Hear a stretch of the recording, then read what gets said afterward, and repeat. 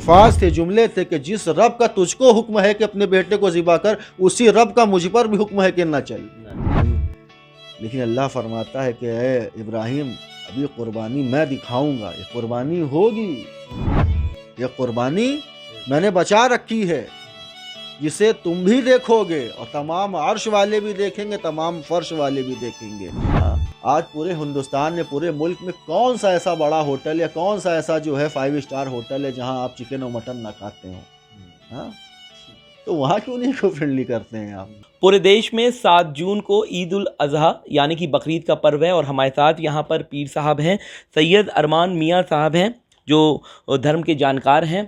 آخر بقرعید کا پرو کیوں منایا جاتا ہے, وشیشتا کا ہے, اور اس کو قربانی والا تہوار بھی کہا جاتا ہے, تو آخر کیوں منایا جاتا ہے بقرعید کا پرو؟ سب سے پہلے تو السلام علیکم ورحمۃ اللہ وبرکاتہ. دیکھیے, عید الاضحیٰ یہ جو اس کا مہتو آپ پوچھ رہے ہیں, یہ کیوں منایا جاتا ہے, یہ ہمارے پیغمبر پروفٹ حضرت ابراہیم علیہ السلام کی سنت سے وہاں سے لیا جاتا ہے کہ اللہ کے پیارے نبی تھے جن کو خلیل بھی کہا جاتا ہے. آپ کو اللہ تبارک و تعالیٰ نے 84 سال اور بعض روایتوں میں آتا ہے کہ 99 سال کی عمر میں اولاد عطا فرمائی تھی. یعنی آپ دعا کرتے رہے, گڑ گڑاتے رہے, مانگتے رہے, رب پاک پروردگار مجھے اولاد دے. تو اتنے عرصے طویل کے بعد آپ کو اولاد ہوئی, اور اولاد ہونے کے بعد روایتوں میں آتا ہے 7 سال, بعض روایتوں میں آتا ہے کہ حضرت اسماعیل علیہ السلام جو آپ کے بیٹے تھے 13 سال کی عمر میں, تو اللہ تبارک و تعالیٰ نے آپ کو خواب دکھایا کہ قربانی پیش کرو. تو آپ نے دوسرے دن اٹھے, آپ نے 100 اونٹوں کی قربانی کر دی. پھر خواب آیا قربانی دو, پھر انہوں نے دوسرے دن اٹھ کے دے دی. پھر آیا نہیں, اس کی قربانی جو تمہیں سب سے زیادہ عزیز ہو, جس سے تم سب سے زیادہ محبت کرتے ہو. تو حضرت ابراہیم سمجھ گئے کہ یہ میری اللہ مجھے میری اولاد طلب کر رہا ہے. تو اس لیے کہ شروع کے ایاموں میں 7, 8, 9 جو ذی الحج کی تاریخیں ہیں, جو مہینہ چل رہا ہے, اس میں یہ تھا کہ آپ کا خواب آیا, آپ کو کہا گیا, تو آپ نے اس کے بعد جو قربانیاں پیش کی.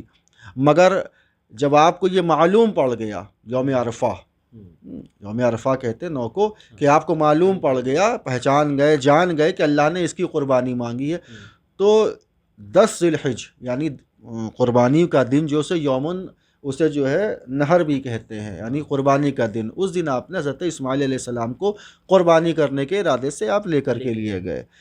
تو اب ایک بات اور ذہن نشی کر لیں کہ ہمارے اور آپ کے خواب نہیں, ہمارے اور آپ کے خواب ایسے ویسے ہوتے جس کو کوئی حجت نہیں ہوتا ہے, کہ جس کو پورا کرنا آپ کے اوپر لازم یا فرض نہیں ہے. مگر جو نبیوں کا جو خواب ہوتا ہے وہ وحی ہوتی ہے. وحی یعنی اللہ کا پیغام ہوتا ہے, ان کا خواب ایسا ویسا نہیں ہوتا ہے. یعنی اگر وہ خواب میں کچھ چیز دیکھ رہے ہیں یا اللہ ان کو کچھ اشارہ دے رہا ہے, تو وہ وحی ہے, ان کو وہ کرنا ہی کرنا ہے. تو اس ارادے سے لے کر گئے تھے. اسے حج کا مہینہ بھی کہتے ہیں. یہ بڑا فضیلتوں والا مہینہ ہے. آپ سورہ توبہ میں اگر آپ پڑھیں گے تو سورہ توبہ کے اندر شہور کر کے آیت نازل ہوئی ہے, اس میں کہا گیا ہے, اللہ فرماتا ہے کہ میں نے جب یہ آسمان اور زمین بنائے, یہ پوری کائنات کو خلق کیا, تو میں نے اس وقت 4 حرمت والے مہینے پیدا کیے. یعنی 4 حرمت والا مہینہ شروع سے ہے, ابتدا سے ہے. اور کون سا ہے؟ 3 تو تواتر میں ہیں, ذی القعدہ جو سے پہلا مہینہ نکلا, ذی القعدہ, ذی الحجہ, اور جو محرم آنے والا ہے, اور ایک مہینہ الگ سے رجب والا. اور یہ جو 10 تاریخیں ہیں, یعنی 1 سے لے کر 10 ذی الحجہ, اس کی بڑی فضیلتیں ہیں.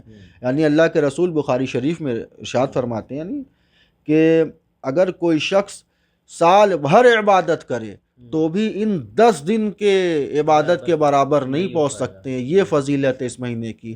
حتیٰ کہ کوئی قتال اور جہاد بھی کرے, اللہ کی راہ میں قربانی بھی پیش کرے, تو بھی اس دن پر پہنچنا, اس کے جو فضائل ہے اس پر پہنچنا ممکن نہیں ہے.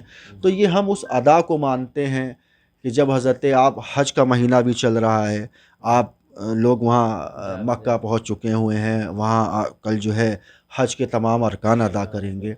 آپ حج کی ایک ایک چیز دیکھیں گے, آپ سب حضرت ابراہیم علیہ السلام اور حضرت اسماعیل علیہ السلام کی ادائیں ہیں. جو انہوں نے کیا ہے وہی چیز کی نقل آج ہم کر رہے ہیں حج پر. آپ کوئی بھی چیز، کوئی بھی سوال کر لیجئے، آپ چاہے صفا مروہ کا آپ بیان کر لیجئے. جب حضرت اسماعیل علیہ السلام جب پیدا ہوئے، سوچیے اتنے عرصے کے بعد، تو حضرت ابراہیم علیہ السلام کو حکم ہوا کہ اپنی بیوی اور بچوں کو جنگل اور صحرا میں چھوڑ آؤ. یہ امتحان ہے بھائی. دیکھیے جب قربانی کے لیے ابراہیم اسماعیل کے پاس وہ جاتے ہیں، پھر کیا ہوتا ہے اس کے بعد؟ دیکھیے جب حکم ہوتا ہے تو پہلے تو نہیں بولتے ہیں اپنے صاحبزادے سے، کیسے بولیں گے؟ تو آپ جو ہے اپنی بیگم بی بی ہاجرہ سے کہتے ہیں کہ بچے کو جو ہے اسماعیل کو تیار کر دو، آج ایک جگہ دعوت پر لے کے جانا ہے. اور دل میں یہ تھا کہ اللہ کا حکم ہے تو پورا کرنا ہے. یہ عاشقوں کا مقام ہے، یہ اللہ کے نبیوں کا ایک خاصہ ہے. بہر کیف تو جب وہاں سے نکلے تیار ہو کے ساتھ میں نکلے، تو دیکھیے شیطان بھی اس وقت بھی آیا. آج جو ہم حج پہ کنکڑیاں مارتے ہیں، دیکھیے وہ ادا ہے. شیطان آیا کہ ابراہیم کہاں لے کر جا رہے ہو بچے کو؟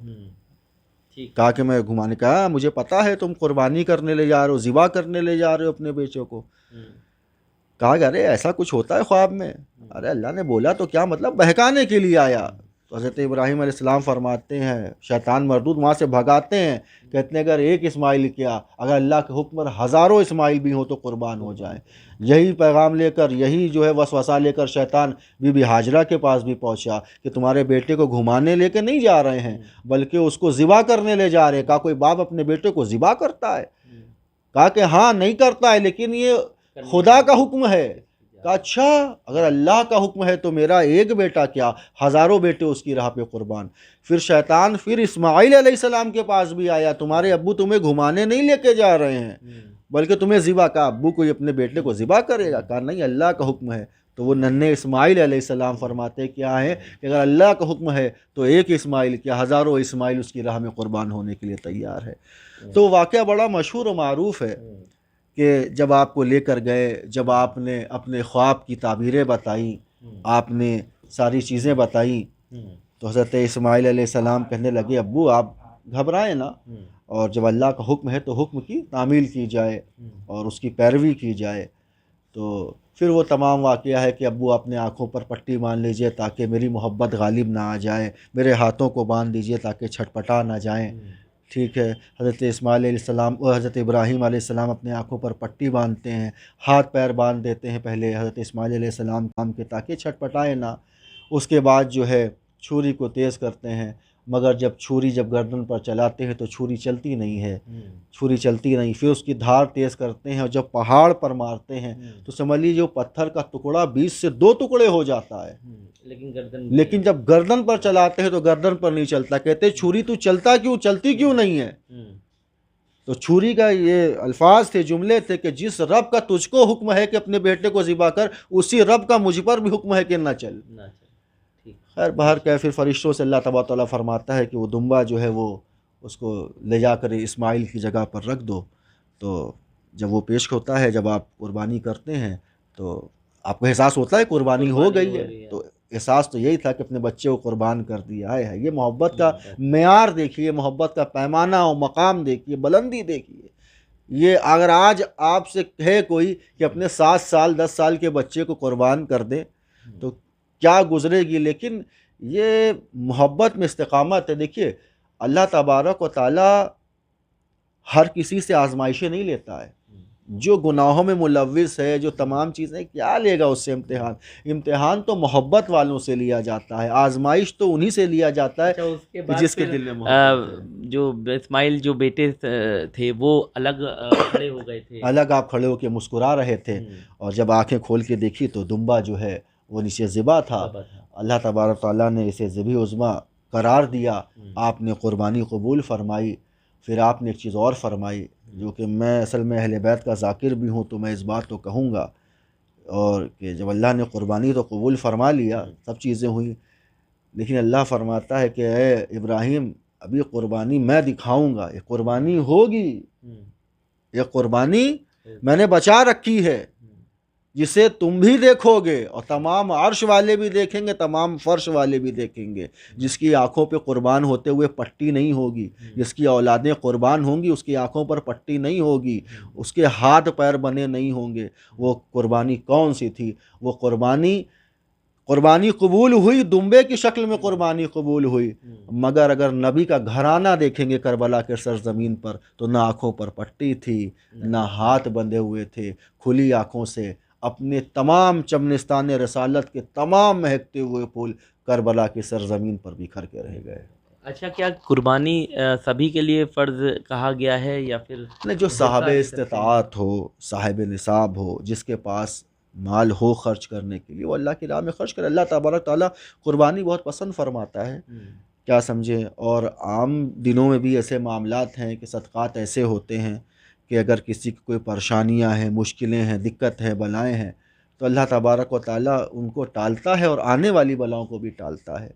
कुर्बानी बहुत पसंद फरमाता है पाक अच्छा, बहुत सारी परवरदिगार। तरफ से एक पॉलिटिकल क्वेश्चंस ये रहता है कि इको फ्रेंडली कर दिया जाए, तो क्या क्या ऐसा कुछ त्योहारों में इको फ्रेंडली हो? देखिए, ये सब चीज़ें तो मतलब कहाँ से आदमी लाता है, क्या सोच लाता है, हमको समझ में नहीं आता है। जो जो रस्म व रिवाज या जो हमारी सुन्नत और कुरान और हदीस से जो चीज़ें साबित है, ठीक है, और हज़ारहा साल से जो रस्म व रिवाज और जो त्यौहार या जो कह लीजिए ईद बकरीद जिस अंदाज से होते चले आ रहे हैं, फिर उसमें जो है फ़र्क पैदा करना। अब आप देखिए ना कि हज़ारहा साल से करोड़ों, हर साल करोड़ों कुर्बानियाँ होती हैं, करोड़ों बकरे ज़बा होते हैं, ऊँट ज़िबा होते हैं, इतनी चीज़ें होती, लेकिन इनकी तादाद में कोई कमी नहीं जाएंगे आप। भाई, इसको आपको अल्लाह ने पैदा आप ही के लिए किया है, ये तमाम चीज़ें आपके ही लिए हैं। आज पूरे हिंदुस्तान में, पूरे मुल्क में कौन सा ऐसा बड़ा होटल या कौन सा ऐसा जो है 5 स्टार होटल है जहां आप चिकन और मटन ना खाते हो? हाँ, ठीक है। तो वहाँ क्यों नहीं इको फ्रेंडली करते हैं आप? जी, बिल्कुल। तो आप देख रहे थे कि किस तरीके से सैयद अरमान मियाँ साहब ने बताया है कि बकरीद का क्या महत्व है और कुर्बानी क्यों ज़रूरी है। अगर आप मालदार हैं तो आपके लिए जायज़ है, और अगर नहीं है तो आप हिस्सा भी ले सकते हैं। तो हम ये कह सकते हैं पूरे देश में बकरीद का जो पर्व है वो 7 जून को मनाया जाएगा। हमसे जुड़े रहने के लिए हमारे YouTube चैनल को सब्सक्राइब करें और नई वीडियो की नोटिफिकेशन के लिए बेल आइकॉन को दबाएं।